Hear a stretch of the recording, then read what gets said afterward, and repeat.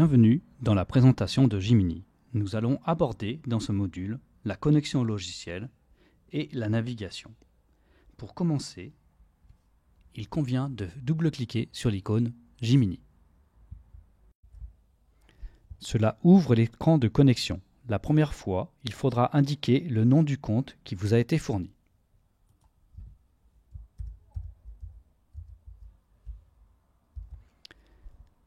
Pour l'identifiant, soit le taper entièrement, soit les initiales du compte. Faire tabulation, cela ramène l'identifiant. Le mot de passe si vous en avez un. Le plus permet de lancer TeamViewer pour la prise en main à distance. Puis valider. Cela lance Jiminy. Vous pouvez faire un clic droit en bas sur l'icône dans la barre de tâches sur Jiminy pour lancer une autre session.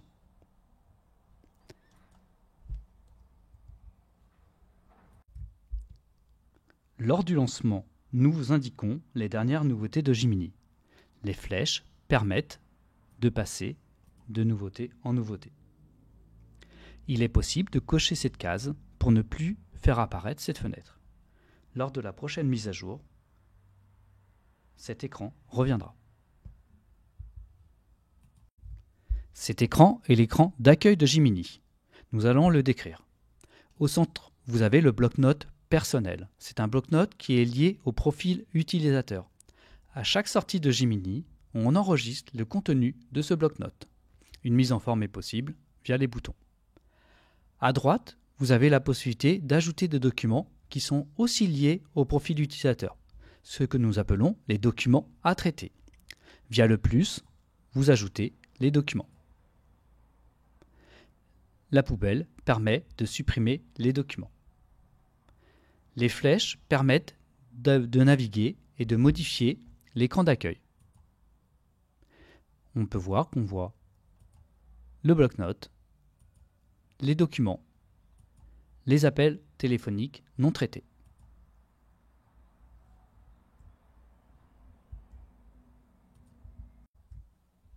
Paramétrage du code utilisateur.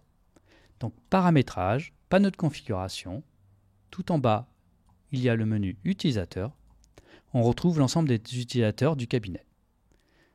Il faut sélectionner son code utilisateur. Et à l'intérieur, on peut indiquer un numéro de portable, un numéro de téléphone fixe, l'adresse mail, le nom pour la signature des courriers, le nom pour la signature des mails. On peut indiquer ou modifier le mot de passe par le menu mot de passe. Il est possible de sélectionner une couleur pour l'agenda. On enregistre et on ferme.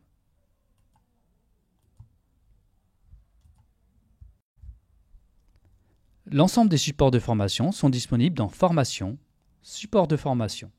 Vous y retrouverez les supports syndic et gérance pour les gestionnaires et les comptables. Vous obtiendrez aussi dans À propos, suivi des développements, l'ensemble des dernières modifications, améliorations, nouveautés ou correctifs, triés par date de mise à disposition. Les mises à jour non installées sont indiquées en bleu. Les icônes au centre sont le spooler. C'est une imprimante virtuelle où vous retrouvez tous les documents qui ont été générés depuis Jiminy.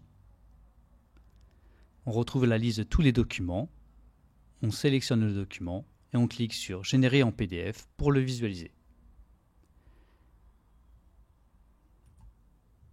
Le second bouton est le menu Agenda. On retrouve l'agenda du cabinet avec l'agenda par défaut de l'utilisateur, mais il est possible d'aller visualiser l'agenda des autres personnes du cabinet. Le bouton central permet d'aller interroger des comptes comptables. Le troisième ouvre la gestionnaire de tâches. Et le dernier donne accès à des menus complémentaires.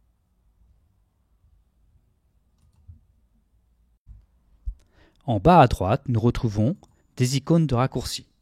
Le premier, Mes documents à traiter, qui correspond aux documents non traités. il y a une alerte car il y a un document qui n'a pas encore été traité. Ensuite, les demandes de prélèvement depuis l'extranet.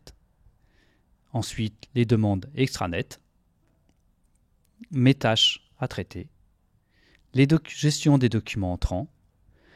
La croix rouge correspond au lancement de TeamViewer pour la prise en main à distance par l'équipe de Gemini. Les deux derniers pour écrire des messages internes et consulter les messages internes. En cas d'utilisation, vous aurez un petit affichage ici vous disant que vous avez un message en attente de lecture. Menu répertoire. Pour y accéder, copropriété, fichier, répertoire. Ce menu regroupe l'ensemble de tous les tiers de Gemini. Les copropriétaires, les gérants, les fournisseurs, les tiers intervenants, les occupants. Il est possible de faire une recherche sur un nom, faire lancer la recherche. Il ressort l'ensemble de toutes les personnes qui contiennent la recherche demandée. Il est possible de faire une recherche sur un numéro de téléphone. Cela affiche l'ensemble de toutes les personnes ayant le numéro de téléphone indiqué, 150 personnes. Il est possible de filtrer que sur les copropriétaires ayant ce numéro. Et on peut double-cliquer sur le copropriétaire pour afficher sa fiche. Il est possible de rechercher sur les gérants, sur les fournisseurs, sur les tiers. La recherche se fait sur l'intégralité de toutes les zones de cet écran.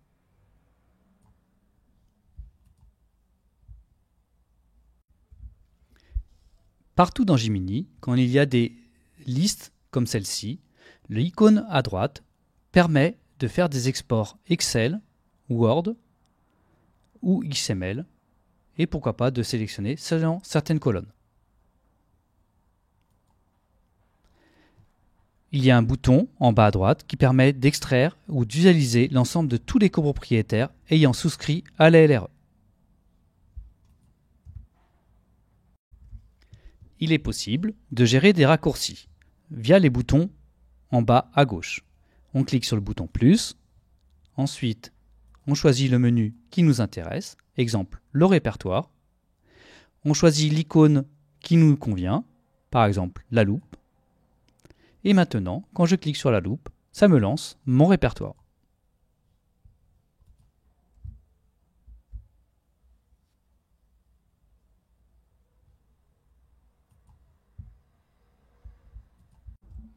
Il est possible de lancer plusieurs sessions de Gemini en faisant clic droit sur l'icône, puis clic gauche sur Gemini.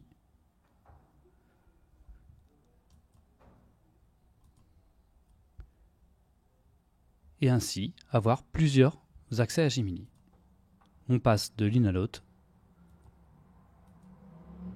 via les clics.